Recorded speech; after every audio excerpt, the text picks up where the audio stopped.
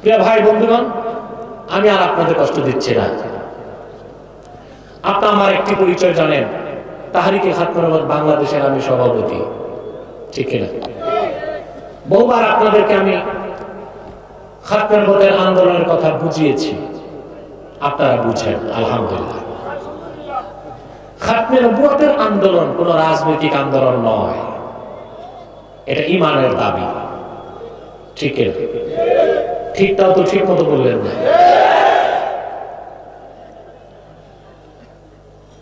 মহান আল্লাহকে যদি কেউ বিশ্বাস করে, কিন্তু আল্লাহকে এক বলে স্বীকার না করে, বিশ্বাস করে এক, এটা বিশ্বাস না করে, তাকে মুসলিম বলা যাবে? সে কি নিঃসন্দেহে কাফের, ঠিক কিনা? ঠিক সেভাবে মুহাম্মদ সাল্লাল্লাহু আলাইহি ওয়াসাল্লাম আল্লাহর রাসূল, এতটুকু বিশ্বাস করলে হবে না। মুহাম্মদ সাল্লাল্লাহু আলাইহি ওয়াসাল্লাম আল্লাহর সর্বশেষ নবী ও রাসূল, এই কথা যে বিশ্বাস করবে না, নিঃসন্দেহে সে কাফের। এই বিশ্বাসটার নাম আকীদা খাতমে নবুয়ত। আকীদা, কথা বলে না, খাতমে নবুয়তের বিশ্বাস। এই বিশ্বাস ছাড়া কেউ মুসলমান হতে পারে না। আমি আপনাকে একটা তথ্য দিয়ে যাই মুসলমান, মনোযোগ দিয়ে শুনে রাখুন। আমার প্রিয় রাসূল মুহাম্মদ সাল্লাল্লাহু আলাইহি ওয়াসাল্লামের জামানায় মদিনার সুদীর্ঘ 10 বছরে 80টির মতো যুদ্ধ হয়েছে। সেই যুদ্ধে ইসলামের পক্ষে এবং বিপক্ষে মানুষ মারা গেছে মাত্র 1018 জন। কতজন? কিন্তু অবাক হবে মুসলমান, আবু বকর সিদ্দিক রাদিয়াল্লাহু তাআলা আনহুর জামানায় ইয়ামানের ইয়ামামায় এক শয়তান নবুয়ত দাবি করেছিল। সেই কুখ্যাত মুসাইলামাকে হত্যা করার জন্য সিদ্দিক আকবর খালেদ সাইফুল্লাহর নেতৃত্বে 30,000 সাহাবী পাঠিয়েছিলেন। সেই একদিনের যুদ্ধে আমার প্রিয় রাসূল মুহাম্মদ সাল্লাল্লাহু আলাইহি ওয়াসাল্লামের 2400 সাহাবী শাহাদাত বরণ করেছে। 10 বছরে 1018 জন, ইসলামের পক্ষে এবং বিপক্ষে। শুধুমাত্র মিথ্যা নবুয়তের দাবিদার কুখ্যাত মুসাইলামাকে যেদিন হত্যা করতে গেলেন সাহাবায়ে কেরাম, ওই একদিনের যুদ্ধে 2400 সাহাবী শহীদ হয়েছে। এবং তারপরে বিজয় এসেছে, মুসাইলামা ধ্বংস হয়ে জাহান্নামে চলে গেছে। এর থেকে কি বোঝা যায়? খাতমে নবুয়তের আন্দোলন সবচেয়ে বড় আন্দোলন। খাতমে নবুয়তের জিহাদ সবচেয়ে বড় জিহাদ, ঠিক কিনা বলেন? তাহরিকে খাতমে নবুয়ত বাংলাদেশ খাতমে নবুয়তের আন্দোলন করে যাচ্ছে।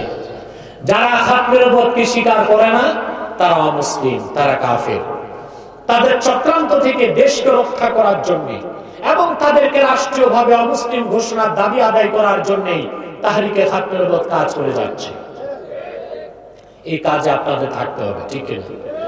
আমি চাই এই কাজে সবচেয়ে বেশি আমার কাছে এগিয়ে আসবে, আমাদের সাথে কাজ করবে ফুলতলির মরহুম পীর সাহেব রাহমাতুল্লাহর হাতে ধরা আধ্যাত্মিক সংগঠন তালামিজ এবং আল ইসলাহ। এটা আমি চাই, কারণ আমার সাথে সবাই আছে এই আন্দোলনে। হেফাজতে ইসলাম আছে, অন্যান্য দলগুলো আছে, কিন্তু তালামিজ এবং আল ইসলাহ যদি এগিয়ে আসে, যারা এই আন্দোলনে আমার সাথে থাকার সবচেয়ে বেশি হকদার, আমি আনন্দিত হব, ঠিক কিনা বলুন? ওনারা কাজ করছেন, আমি চাই প্রত্যক্ষ কাজ ওনারা করবে। আপনারা রাজি আছেন? বাংলাদেশে অনেক ধর্মের লোকিত আছে, আছে না? হিন্দু আছে, বৌদ্ধ আছে, খ্রিস্টান আছে, আমরা বাধা দিই? অবাক হবেন মুসলমান, বাংলাদেশ সরকার সংখ্যালঘুদের এত অধিকার দিয়েছে, হিন্দুরা এত আনন্দে পূজা করতে পারে না ভারতে, যত নিরাপদে বাংলাদেশে করতে পারে। পূর্ণ নিরাপত্তা আমরা তাদেরকে দিয়েছি, ভারতে তারা মুসলমানকে নিরাপত্তা দিতে পারে না।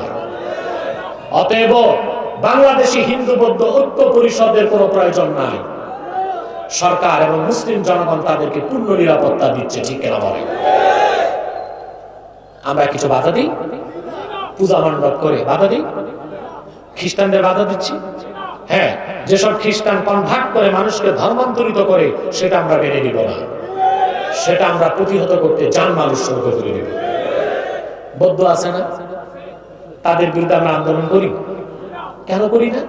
হিন্দু আছে, মুসলিম পরিচয় না অমুসলিম? খ্রিস্টানরা বসবাস করছে, মুসলিম পরিচয় না অমুসলিম? হিন্দুরা মুসলিম পরিচয় না অমুসলিম? কিন্তু আমরা তো এটাই বলি, যারা কাদিয়ানী সম্প্রদায় তারা অমুসলিম পরিচয়ে থাকতে হবে, মুসলিম পরিচয় দিতে পারবে না। কারণ হিন্দু বৌদ্ধ খ্রিস্টানের চেয়ে জঘন্য কাফের তারা। কারণ তারা আল্লাহর আখিরি নবী মুহাম্মদ সাল্লাল্লাহু আলাইহি ওয়াসাল্লামকে শেষ নবী হিসেবে বিশ্বাস করে না, স্বীকার করে না। এজন্য তারা কি? সর্বশক্তিতে বলেন তারা কি? কাফের এবং অমুসলিম। অতএব তাদেরকে অমুসলিম ঘোষণা করতেই হবে বাংলাদেশে।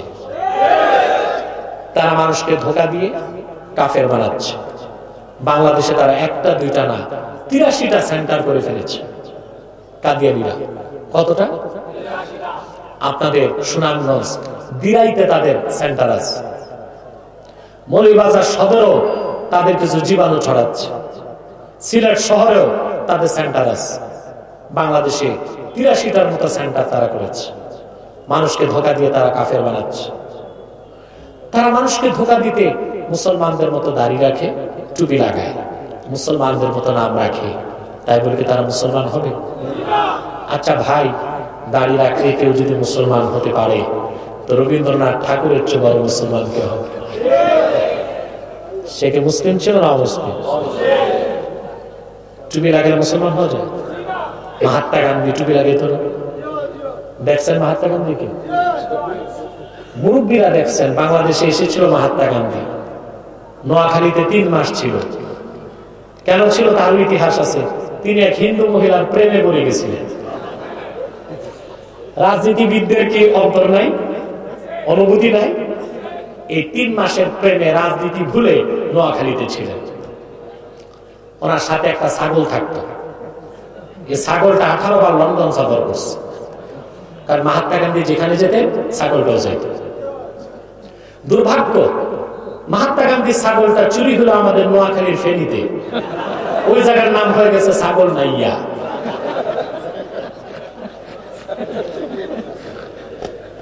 আপনারা হাসলেন কেন? আমি কৌতুক বললাম না তো, ইতিহাস। এই মহাত্মা গান্ধী 1.5 হাত লম্বা টুপি লাগিত। সে কি মুসলিম ছিল?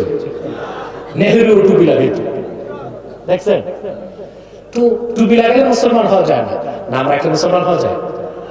এক খবিস বোতলে পেশাব করছে, ঢাকনা লাগায় উপরে লেবেল ফিট করছে ঠান্ডা শরবত। শরবত হবে, ভিতরে কি? তদ্রুপ কাদিয়ানীরা অমুসলিম এবং কাফের। আব্দুল আউয়াল, আব্দুস সামাদ, মুবাশশির আলী, কবির চৌধুরী নাম রাখার দ্বারা তারা মুসলমান হতে পারে না।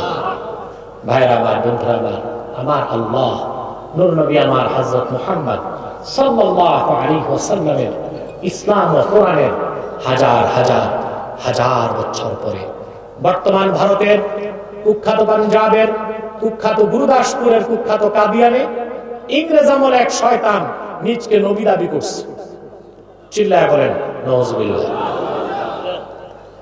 শয়তান তার নাম রেখেছিল তার বাপ মির্জা গোলাম আহমদ কাদিয়ানী। সাবধান সাবধান, কাদিয়ানের কাজ্জাব, মিথ্যা নবুয়তের দাবিদার মির্জা গোলাম শয়তান কাদিয়ানীকে গোলাম আহমদ বলা যাবে না। কারণ গোলাম আহমদ অর্থ আহমদ এর গোলাম। কোন কাফের কোনদিনও গোলাম আহমদ এর গোলাম হতে পারে না। আর কাদিয়ানের কাজ্জাব মিথ্যা নবুয়তের দাবিদার মির্জা গোলাম শয়তান কাদিয়ানী, সে ছিল কুখ্যাত কাফের। সে গোলাম আহমদ এর গোলাম ছিল না, সে ছিল কুখ্যাত শয়তানের কুখ্যাত গোলাম। কাদিয়ানের কাজ্জাব মিথ্যা নবুয়তের দাবিদার মির্জা গোলাম শয়তান কাদিয়ানীর উপর গজব এসেছে 1908 সালে। যখন গজব এসেছে, কাদিয়ানের কাজ্জাব মিথ্যা নবুয়তের দাবিদার মির্জা গোলাম শয়তান কাদিয়ানী 1908 সালে ধ্বংস হয়ে কুখ্যাত জাহান্নামের কুখ্যাত কুকুরে পরিণত হয়েছে। তার অনুসারীরাও ধ্বংস হয়েছে। বর্তমানে কিছু কাদিয়ানী বাংলাদেশে আছে যারা ইসলাম ও মুসলমানের বিপক্ষে চক্রান্ত করে যাচ্ছে। তাদেরকে নির্মূল করার জন্য সকল দলের মুসলমান ঐক্যবদ্ধ হইতে হবে। তারা মানুষকে ধোঁকা দেবার জন্য নাম পরিবর্তন করে করে মিথ্যা পরিচয় দেয়। কখনো পরিচয় দেয়, মিথ্যা পরিচয় দেয়, নিজেদের পরিচয় দেয় আহমদী জামাত, কখনো বলে আহমদিয়া জামাত, কখনো বলে আহমদী সম্প্রদায়, কখনো বলে আহমদিয়া সম্প্রদায়, কখনো বলে আহমদী মুসলিম জামাত, কখনো বলে আহমদিয়া মুসলিম জামাত। সাবধান, যত কাদিয়ানি ছিল আছে থাকবে, তারা কেউ আহমদী জামাত নয়, আহমদিয়া জামাত নয়, আহমদী সম্প্রদায় নয়, আহমদিয়া সম্প্রদায় নয়, আহমদী মুসলিম জামাত নয়, আহমদিয়া মুসলিম জামাত নয়।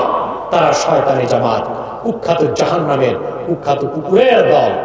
আমাদের সকল দলের একটাই দাবি, অনতিবিলম্বে স্বাধীন বাংলায় শয়তান কাদিয়ানীদেরকে রাষ্ট্রীয়ভাবে অমুসলিম ঘোষণা করতেই হবে, করতেই হবে, করতেই হবে। এই দাবি আদায়ে যদি তাহরিকে খাতমে নবুয়ত বাংলাদেশের ব্যানারে জানমাল দিতে হয়, কারা কারা প্রস্তুত আছেন হাত তুলে দেখা।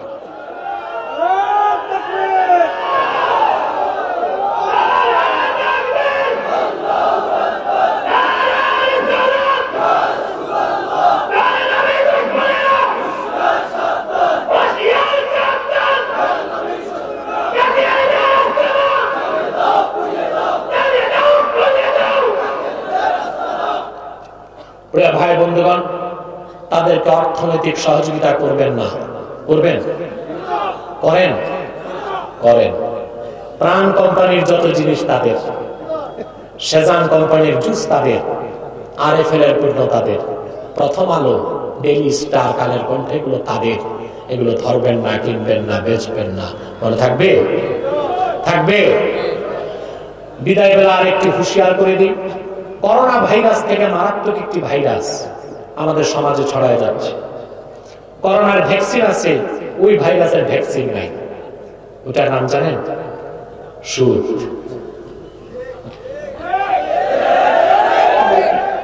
এটা বেড়ে গেছে, ঠিক না? এখন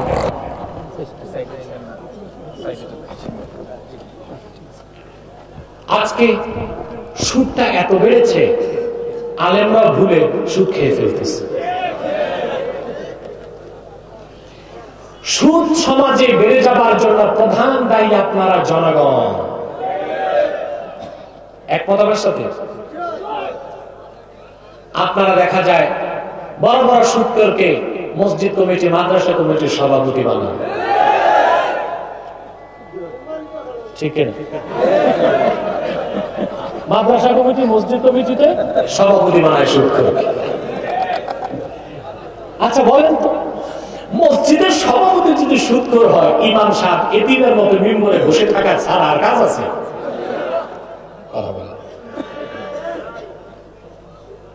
এগুলো করেন কেন? আচ্ছা, আপনারা কখনো গরু চোরকে সভাপতি বানান? স্বীকৃত ডাকাতকে কথা বলেন, জেনাকারকে জেনে বুঝে সভাপতি বানান? ডাকাত, চোর, সুদখোর, তার চোর খারাপ। ডাকাত, চোর আর খুনি, তার চোর খারাপ তো সুদখোর। পরিষ্কার হাদিস আসছে, আকলু দিরহামিন মিনার রিবা আশাদ্দু মিন সালাসিন ওয়া সালাসিনা জানিয়া ইয়াজনিহা রাজুল। এক দিরহাম সুদ খেলে, আরব আমিরাতের এক দিরহাম বাংলাদেশের 22 টাকা। এই 22 টাকা পরিমাণ সুদ খাওয়া 33 বার জিনা করার চেয়ে বড় গুনাহ। তাহলে সুদখোরকে আপনারা সমাজের কোনো দায়িত্ব দিবেন না। সুদ খাবেন না, সুদ দিবেন না, ঘুষ খাবেন না, ঘুষ দিবেন না। মনে থাকবে? নিজেরা চরিত্রকে ঠিক করুন, সমাজকে ঠিক করুন। সমাজ ঠিক, পরিবার ঠিক, সমাজ ঠিক, সমাজ ঠিক, রাষ্ট্র ঠিক। আল্লাহ পাক তৌফিক দান করুন, বলুন আল্লাহুম্মা আমিন। এখন ব্যাগ যাবে আপনাদের কাছে, ছোট ছোট ঝোলা ব্যাগ। আমি বলছিলাম না 3 মিনিট স্যাক্রিফাইস করতে। মিন্না ইন্নাকা আনতাস সামিউল আলিম ওয়া তুব আলাইনা ইন্নাকা আনতাত তাওয়াবুর রহিম। আল্লাহ তাআলা কর্ণধার ইউনিয়ন বাজার দাখিল মাদ্রাসা কমিটির উদ্যোগে আয়োজিত আজকে 35তম বার্ষিক মাহফিলে গভীর রাতে তোমার হাজার হাজার নেককার বান্দা, পর্দার আড়ালের মা বোন নিয়ে হাত তুলেছি। এতগুলো মানুষের মধ্যে যার দুটো হাত তোমার ভালো লাগে আল্লাহ, তার দুটো হাতের বিনিময়ে আমাদের জীবনের সব গুনাহ তুমি মাফ করে দাও। আল্লাহ তাআলা রব্বুল আলামিন, হৃদয়ের গভীর থেকে দোয়া করি আল্লাহ, তোমার আখিরি নবী নূর নবী আমার মুহাম্মদ সাল্লাল্লাহু আলাইহি ওয়াসাল্লাম আজ থেকে ১০০০ বছর আগে দুনিয়া থেকে বিদায় নিয়েছেন। হায়াতুন নবী হিসেবে জান্নাতুল ফেরদৌস রওজা মুবারকে বিশ্রাম নিয়েছেন। জীবনে একবার তোমার আখিরি নবী নূর নবী আমার মুহাম্মদ সাল্লাল্লাহু আলাইহি ওয়াসাল্লামের জান্নাতুল ফেরদৌস রওজা মুবারকে উপস্থিত হয়ে গো আল্লাহ, তোমার হাবিবের নূরের কদমে দরুদ ও সালামের হাদিয়া দেবার আগে আল্লাহ তুমি ডাক দিও না। আল্লাহ তাআলা হৃদয়ের গভীর থেকে দোয়া করি আল্লাহ, তোমার আখিরি নবী নূর নবী মুহাম্মদ সাল্লাল্লাহু আলাইহি ওয়াসাল্লামের নূরের শহর মদিনা মুনাওয়ারা বারবার জিয়ারত করার জন্য যারা একবার জিয়ারত করেছে তাদের কপাল তুমি খুলে দাও। আল্লাহ পাক হৃদয়ের গভীর থেকে দোয়া করি আল্লাহ, তোমার আখিরি নবী নূর নবী আমার মুহাম্মদ সাল্লাল্লাহু আলাইহি ওয়াসাল্লামের নূরের চেহারা মোবারক স্বপ্নে একবার দেখে গো আল্লাহ, জান্নাত ওয়াজিব হবার আগে তুমি ডাক দিও না। একবার বা একাধিকবার যারা তোমার আখিরি নবী নূর নবী মুহাম্মদ সাল্লাল্লাহু আলাইহি ওয়াসাল্লামের নূরের চেহারা মোবারক স্বপ্নে দেখার সৌভাগ্য লাভ করেছে আল্লাহ, জীবনে বারবার দেখার জন্য তাদের কপালটা আল্লাহ তুমি সোনার কপাল বানায় দাও। আল্লাহ আমাদের অনেকের বাবা নাই, অনেকের মা নাই, অনেকের বাবা মা একজনও নাই।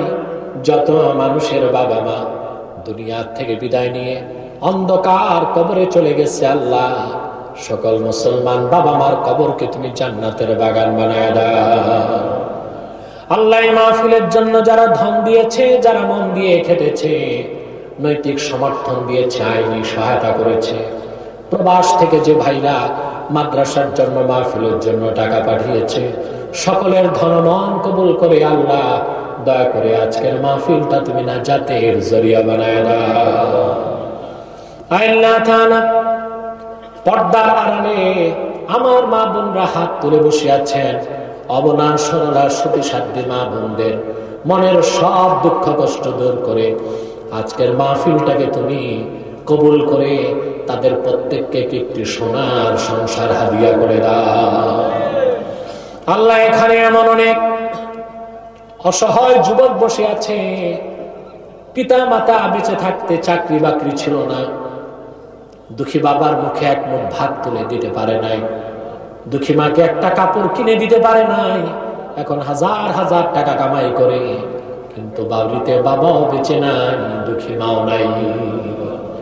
এরকম চক্ষু ভরা পানি নিয়ে আমার যত ভাই হাত তুলেছে আল্লাহ, তাদের বাবা মার কবর আযাব মাফ করে দাও, মুমিনদের কবরগুলোকে জান্নাতের গুলিস্তান বানায় দাও। রব্বুল আলামিন আল্লাহ তাআলা অভাবীর অভাব দূর করে দাও, অসুস্থকে সুস্থ করে দাও, অশান্ত হৃদয়কে শান্ত করে দাও। রব্বুল আলামিন করোনা মহামারীতে সারা দুনিয়া বিপর্যস্ত, তোমার কোরআনের খাতিরে বাংলাদেশকে তুমি রক্ষা করেছো। কতিপয় অভাগা অকৃতজ্ঞ বান্দার কারণে সবার উপর নারাজ হয় না, বাংলাদেশকে কোরআনের খাতিরে আউলিয়া কেরামের খাতিরে তোমার মুমিনদের ইজ্জতে করোনা সহ সমস্ত গজব থেকে বাংলাদেশকে তুমি হেফাজত করে নাও। আল্লাহ তাআলা রব্বুল আলামিন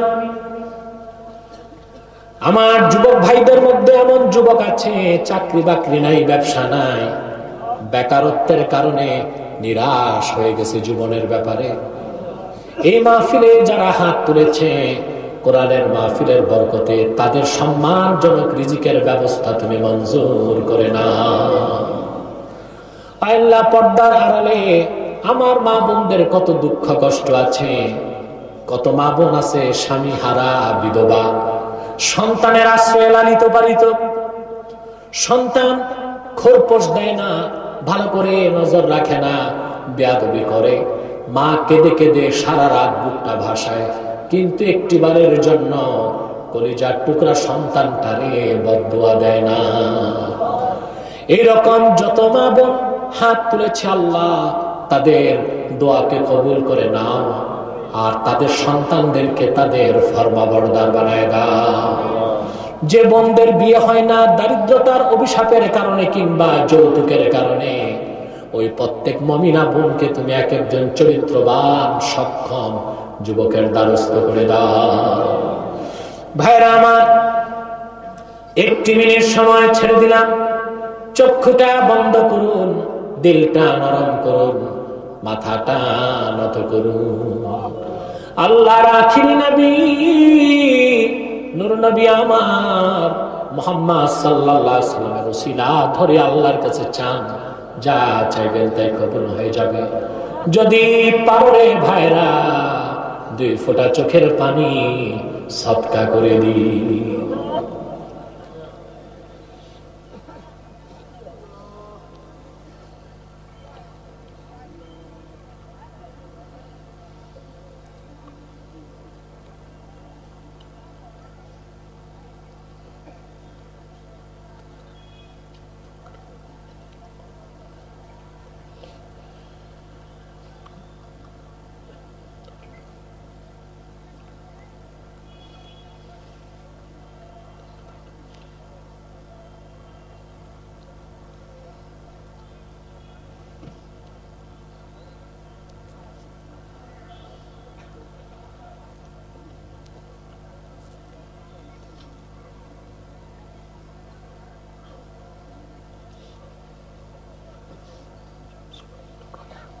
প্রত্যেকে বাবার কথা মায়ের কথা বলেন আল্লাহর কাছে।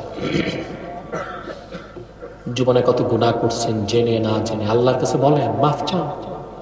অভাবের কথা বলেন, অসচ্ছলতার কথা বলেন, আল্লাহ তাআলা সব দোয়া কবুল করে নেবেন।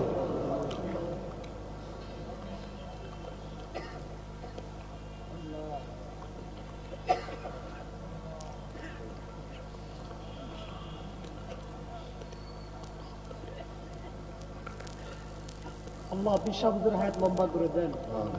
আল্লাহ পিসা হুজুরকে সকল রকমের ষড়যন্ত্র থেকে আল্লাহ হেফাজত করেন।